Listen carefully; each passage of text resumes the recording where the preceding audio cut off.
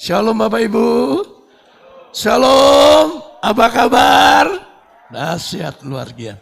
Baiklah, tema yang saya angkat pagi hari ini. Kebangkitan Yesus memulihkan imanmu. Kebangkitan Yesus memulihkan iman kita. Imanmu dan imanku.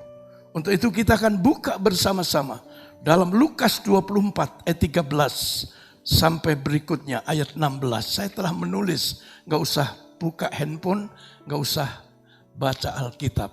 Ya. Yuk kita baca bersama-sama untuk menghormati firman Allah. Kita bangkit berdiri, gak capek Bapak Ibu ya. Yuk.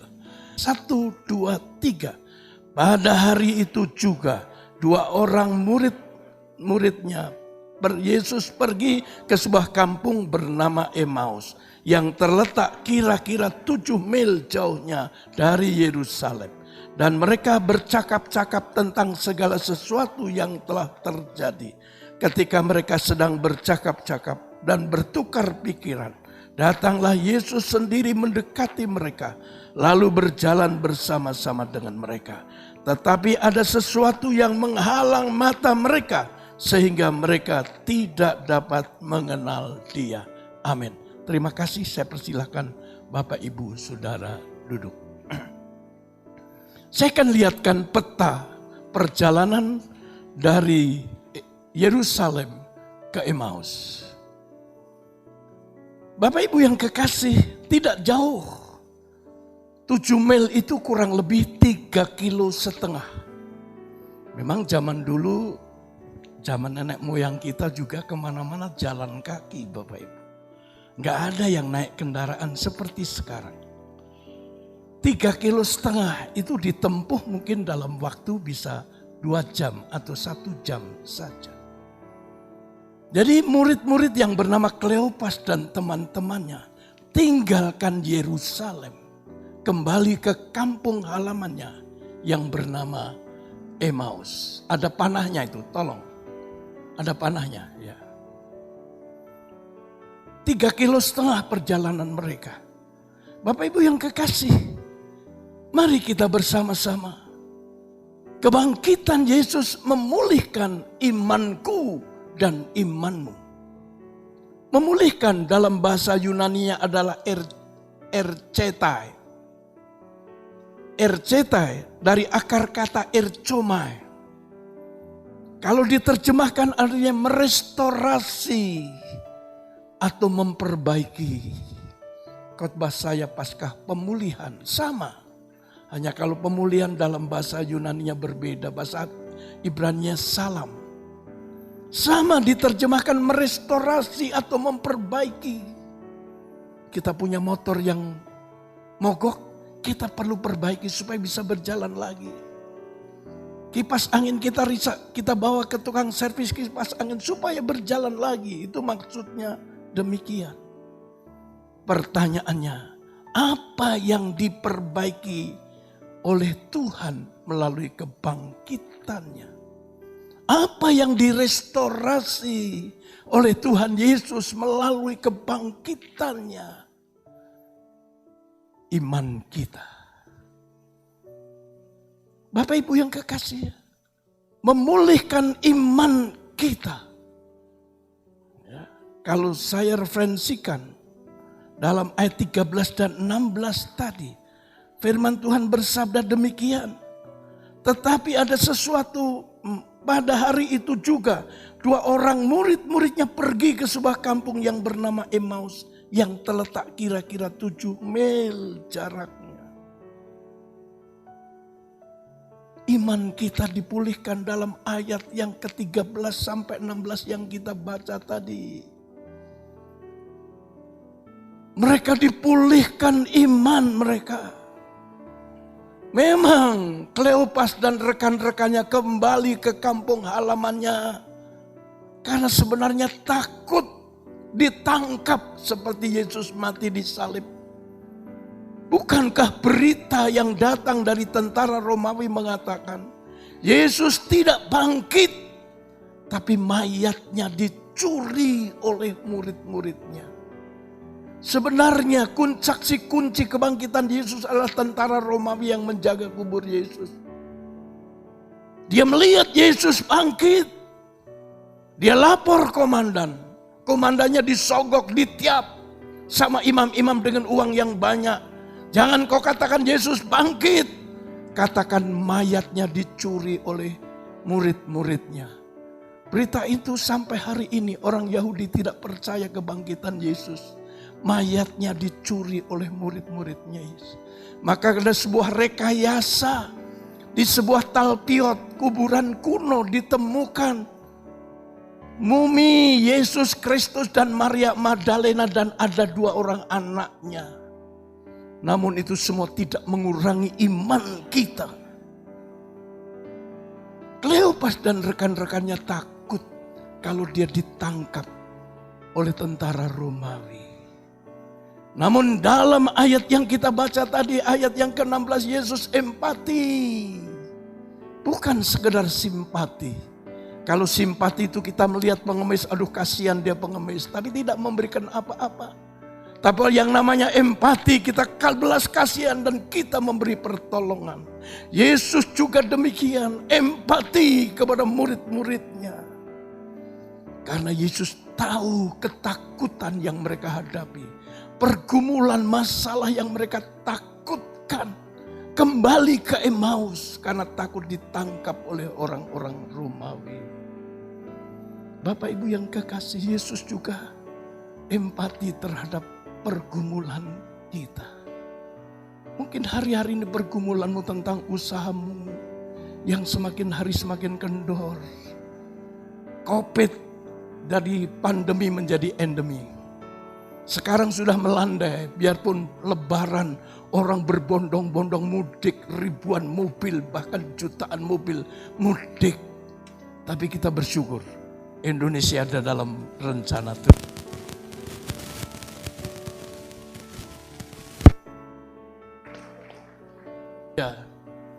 Ya, kita tidak melihat penambahan COVID-19. Bahkan ada penyakit lain, hepatitis untuk anak-anak. Dan juga penyakit untuk binatang, kuku dan mulut binatang. Bapak Ibu yang kekasih, Yesus tahu pergumulanmu. Dia empati, bukan sekedar ngomong. Tapi juga menolong. Mungkin keadaan ekonomimu hari-hari ini, Tuhan dengar. Tadi puji-pujian berkata, bunga bakung di padang tidak bekerja, tapi dihasil. Burung-burung di udara tidak bekerja, tidak menanam. Tapi Tuhan pelihara. Apalagi kita kesayangan Tuhan. Amin. Berikan aplaus tepuk tangan yang paling meriah. Yesus empati terhadap pergumulan kita. Tatkala usia 55 tahun, dokter memvonis saya kena diabetes. Penyakit yang mematikan sebenarnya diabetes di samping penyakit jantung. Saya berdoa, Tuhan, Kau kenal kerinduan saya. Saya pengen melayani sampai tua, Tuhan. Saya pengen melayani sampai tua. Pernah gula saya hampir 385 Bapak.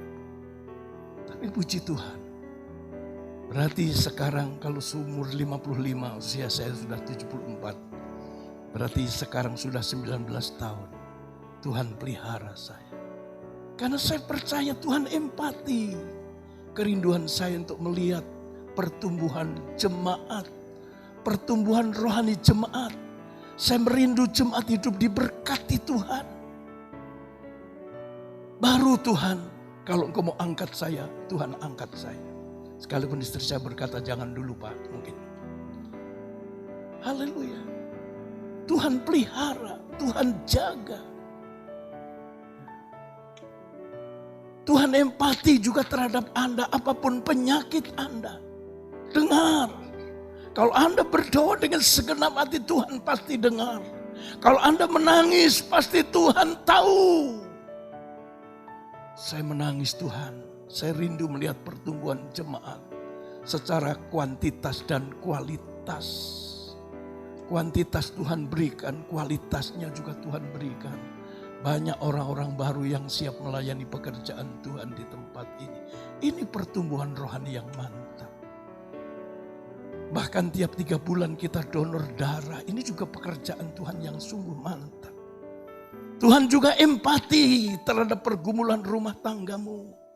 Mungkin rumah tanggamu ada masalah hari-hari ini. Dengar. Tuhan empati, bukan saja Tuhan melihat rumah tanggamu hampir berantakan, tapi Tuhan juga mau tolong. Tuhan memberikan solusi yang terbaik. Bapak Ibu yang kekasih dalam nama Tuhan Yesus. Tuhan memulihkan iman kita. Tuhan memulihkan kepercayaan kita. Kebangkitan Yesus memulihkan imanku dan imanmu. Sehingga kita percaya Yesus Tuhan dan Juru Selamat kita sanggup empati terhadap semua masalah kehidupan kita. Yang kedua, kebangkitan Yesus memulihkan mata hati kita. Untuk itu kita baca Lukas 24 ayat 30 dan 31. Saya akan bacakan untuk Bapak Ibu Saudara sampai ayat 32. Firman Tuhan bersabda demikian. Waktu ia duduk makan dengan mereka, mengambil roti, mengucap berkat lalu memecah-mecahkannya dan memberikan kepada mereka. Ketika itu terbukalah mata mereka dan mereka pun mengenal dia. Tetapi ia lenyap dari tengah-tengah mereka. Kata mereka seorang kepada yang lain, bukankah hati kita berkobar-kobar ketika berbicara dengan dia di tengah jalan dan ketika ia menerangkan kitab suci kepada kita? Yesus mengikuti perjalanan mereka sambil berbincang-bincang. Tibalah sampai di sebuah kota yang bernama Emmaus, 3,5 kilo jaraknya. Kemudian karena hari sudah sore, Kleopas meminta tamunya tadi nggak diketahui kalau itu Yesus untuk singgah dulu, makan, dan karena malam mungkin menginap juga. Itulah tradisi orang Yahudi dengan orang-orang musafir, orang-orang yang tidak dikenal. Kalau kita melihat orang yang tidak kita kenal, tok-tok-tok pintu kita, waktu kita nggak kenal pagar pun nggak dibuka, Bapak Ibu. Tetapi Yesus mampir juga, dipaksa mampir. Maka biasanya tradisi orang Asia termasuk orang Timur Tengah pasti disuguhi makan. Ya, setiap tamu ke kantor gereja pasti saya sediakan kopi susu. Yang kedua pasti saya sediakan nasi padang. Udah terkenal. GBR Jenol kalau udah tamu pasti dikasih kopi susu sama nasi padang kalau sampai siap. Termasuk tukang-tukang yang membersihkan AC, semua kami sediakan nasi padang dan kopi susu. Akhirnya Yesus setelah disediakan roti, tanpa banyak bicara, dia mengambil roti. Kemudian memecah-mecahkan dan memberkati dulu, baru memecah-mecahkan. Salah seorang murid tidak disebut Kleopas atau temannya. Wah, ini Tuhan. Ini sama seperti Yesus tatkala makan pasti memberkati. Dan kemudian memecah-mecahkan dan memberikan kepada mereka. Seharusnya tamu gak boleh demikian. Tamu itu biasanya diambilkan oleh yang punya rumah. Dipersilahkan yang punya rumah. Tapi Yesus mengambil inisiatif tanpa disuruh, dia mengambil roti. Memberkati roti itu dan memecah-mecahkan. Dan memberikan kepada mereka. Sehingga mata mereka terbuka tatkala dia mengucap syukur.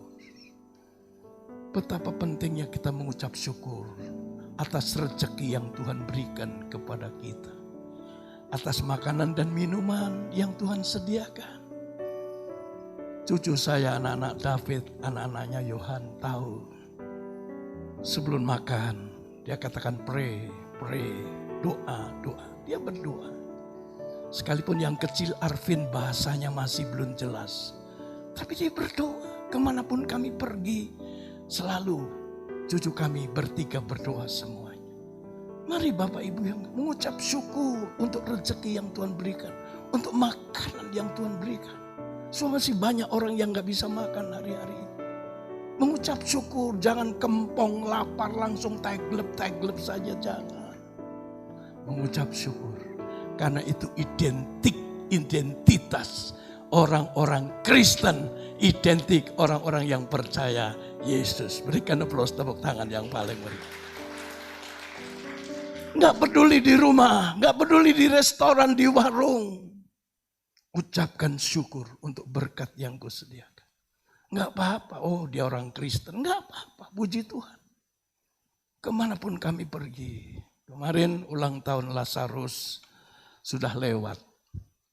Ya, saya getarkan hati, kan di sini saya orang tuanya, papa mamahnya. Saya ajak makan karena ulang tahun di Bailangu, Bapak Ibu. Ada sebelah kiri ada rumah makan, ya. Setelah jembatan ke kuburan baru sebelah kiri.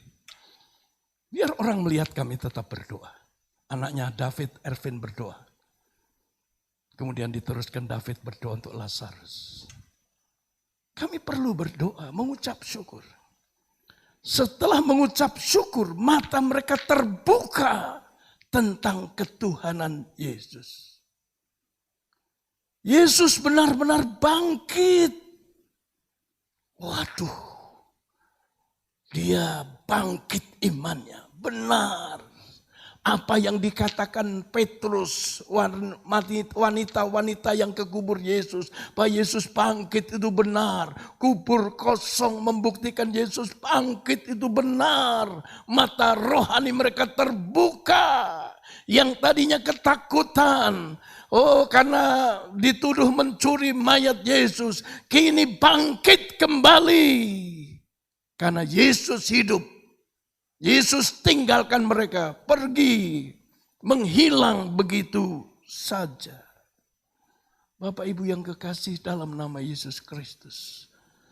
Seharusnya mata rohani kita juga terbuka tentang mujizat Tuhan. Mata rohani kita terbuka tentang ketuhanan Yesus Kristus. Dia bukan sekedar nabi, dia bukan sekedar rasul, dia bukan sekedar guru, rabi. Tapi dia Tuhan yang menjelma menjadi manusia. Sebelum pernah kulihat, kubaca dalam buku apapun, seorang nabi matinya bangkit, enggak ada. Kecuali Tuhan Yesus Kristus. Ada Nabi Elia. Dia tidak meninggal tapi dibawa oleh kereta api ke surga. Musa mayatnya tidak ditemukan tapi Musa tidak bangkit. Elia tidak bangkit. Hanya Yesus Kristus Tuhan kita yang bangkit dari kematian. Dia Tuhan dan Juru Selamat kita. Berikan aplaus tepuk tangan yang paling meriah. Sebabnya saya tidak pernah menyesal menjadi orang Kristen. Saya tidak pernah menyesal menjadi seorang hamba Tuhan. Karena saya melayani Tuhan yang hidup. Tuhan yang bangkit. Demikian juga Bapak Ibu yang kekasih. Kalau kita boleh menjadi umat-umat Kristiani. Anugerah Tuhan yang besar. Jangan sesali. Jangan tergoyahkan oleh apapun juga. Dengan kebangkitan Yesus Kristus mata kita boleh terbuka. Melihat mujizat-mujizat yang kita alami dari hari ke hari. Bukankah mujizat terjadi dalam kehidupan kita? Amin. Amin. Mujizat diberkati. Amin. Mujizat hidup berkelimpahan. Amin. Berikan aplaus tepuk tangan yang paling meriah. Mari flashback ke belakang. Saya enggak mengundat-ngundat Bapak. Waktu tatkala kita datang ke Arjawinangun, kita bawa apa? Cuman mungkin modal, gak terlalu banyak. Gak membawa rumah, gak membawa mobil, gak membawa motor. Tapi karena Yesus hidup, Yesus bangkit. Apa yang terjadi? Kita boleh memiliki rumah, kita boleh memiliki mobil, kita boleh memiliki motor, kita boleh memiliki usaha yang mantap. Berikan aplaus tepuk tangan yang paling. Berapa hari yang lalu kami diundang untuk mentapiskan rumah Bapak Rian Tambun, Bapak. Saya katakan kepada keluarga tersebut, saya ingat waktu Anda datang ke Arjawinangun. Bayar TK saja nggak mampu katanya. Karena baru mulai, ya nggak apa-apa, nggak usah bayar.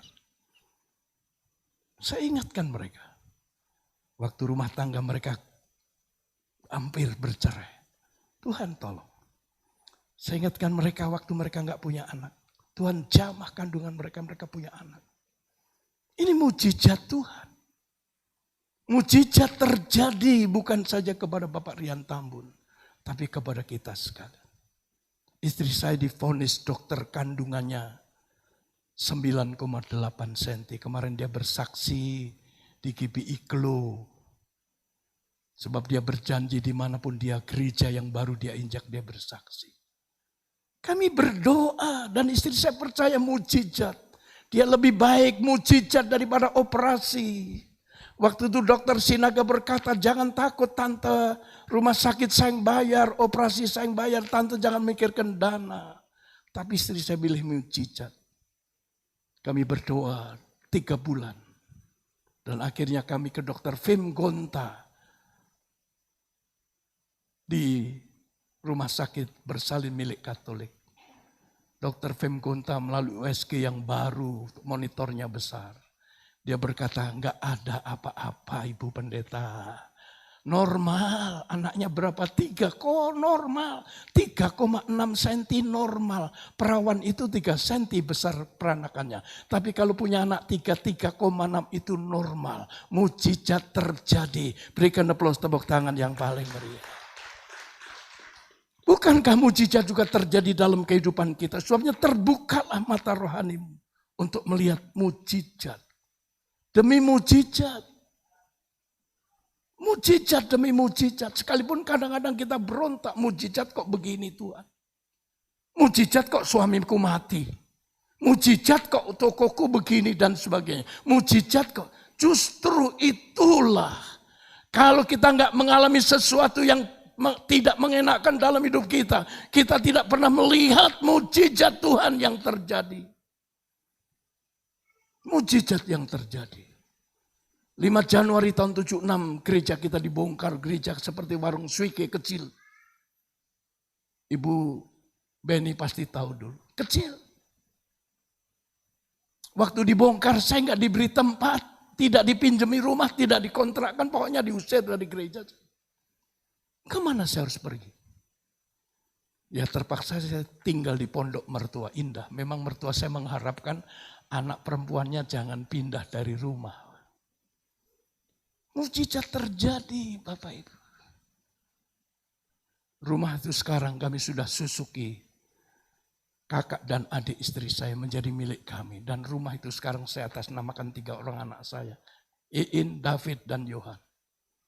Anugerah Tuhan. Saya kecewa. Kenapa saya nggak dipinjami rumah? Bukankah rumah jemaat gede-gede waktu itu? Kok nggak dikontrakkan gitu loh. Diusir begitu saja, kecewa. Tapi justru kekecewaan menimbulkan berkat yang dahsyat dan luar biasa. Berikan tepuk tangan yang baik. Yang ketiga, kebangkitan Yesus memulihkan karakter kita. Untuk itu kita baca dalam Injil Lukas 24 ayat 33 sampai 34, demikian bunyi firman Tuhan. Lalu bangunlah mereka dan terus kembali ke Yerusalem. Di situ mereka mendapati ke-11 murid itu. Mereka sedang berkumpul bersama-sama dengan teman-teman mereka. Kata mereka itu, sesungguhnya Tuhan telah bangkit dan telah menampakkan diri kepada Simon. Lalu kedua orang itu pun menceritakan apa yang terjadi di tengah jalan dan bagaimana mereka mengenal dia pada waktu ia memecah-mecahkan roti. Melihat yang hadir Yesus mengucap syukur dan memecah-mecahkan roti. Kemudian Yesus menghilang. Mereka biarpun malam sudah tiba, mereka kembali ke Yerusalem. Keputusan diambil mereka kembali ke Yerusalem dengan tujuan mau menceritakan kepada murid-murid bahwa mayat Yesus tidak dicuri, tapi benar bangkit. Dia kembali ke Yerusalem. Ini mengandung makna yang penting dalam hidup kita. Betapa pentingnya kita kembali ke jalan Tuhan atau kita bertobat. Ayo, kembali ke jalan Tuhan. Yang tidak setia ke gereja, ayo kita setia ke gereja. Karena ke gereja bukan sekedar supaya kita lihat orang Kristen. Supaya bukan kita dilihat, rajin ke gereja. Tapi kita berjumpa dengan Tuhan Yesus. Alkitab berkata, ibadah yang disertai dengan hati yang sukacita, besar kuasanya. Amin Bapak Ibu. Mari kita beribadah. Beribadah ke gereja.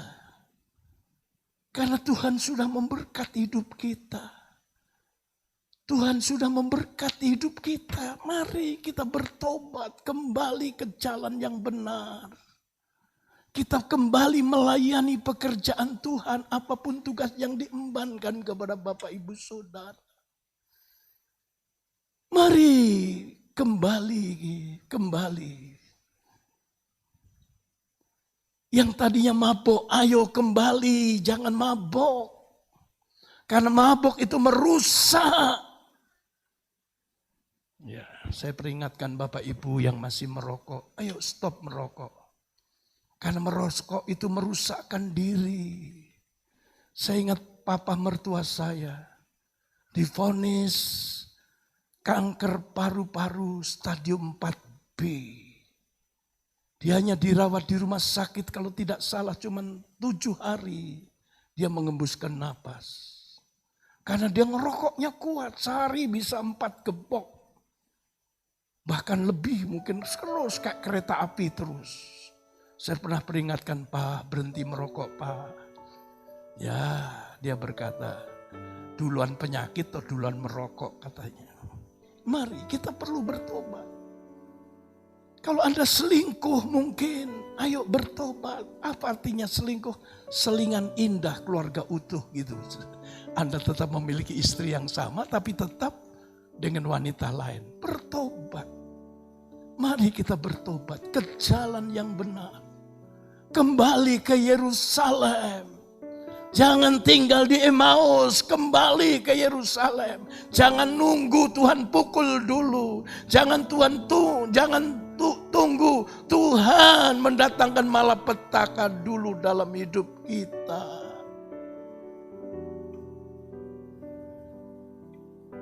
Maka Tuhan tidak mau terhalang oleh apapun.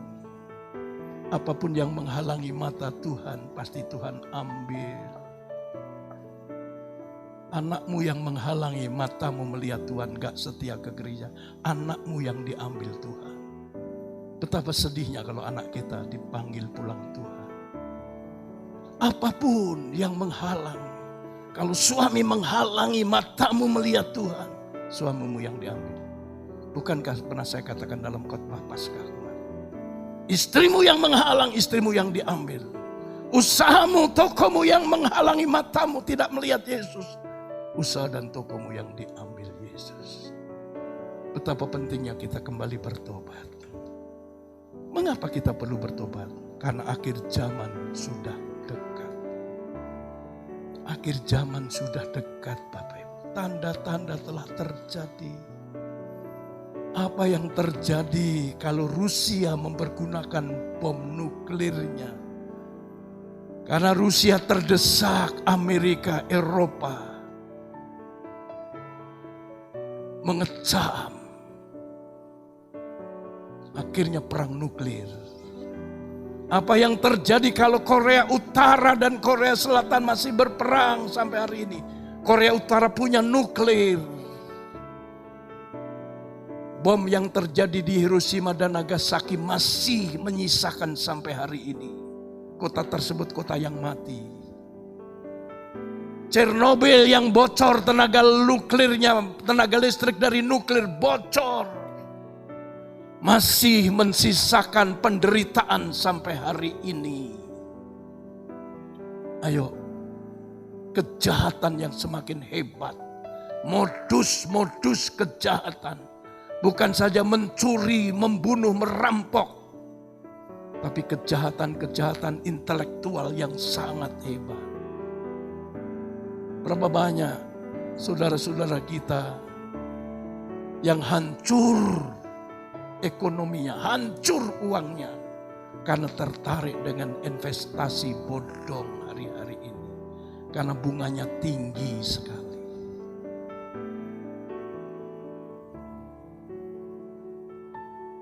Mari, akhir zaman telah tiba. Bangsa bangkit melawan bangsa. Israel dan Palestina masih perang. Mari, kejahatan yang merajalela, bencana alam yang terjadi. Bulan Mei harusnya sudah mulai panas, tapi masih ada di negara kita yang banjir bandang, tanah longsor, iklim yang susah dikendalikan. Harusnya Mei sudah musim kemarau, tetapi masih hujan. Tiap-tiap malam arjainaun hujan. Panas yang hebat hari-hari ini. Bukankah itu tanda-tanda akhir zaman? Yesus datang kali kedua kali. Di dalam 1 Tesalonika dikatakan Yesus datang tidak menginjakkan tanah di bumi. Tetapi saudara-saudara yang masih hidup, yang sungguh-sungguh percaya mempertahankan iman Kristiani dan bertobat, diangkat. Tidak semua keluarga kita diangkat. Ada istrinya diangkat, suami ditinggal. Atau sebaliknya suami diangkat, istrinya ditinggal.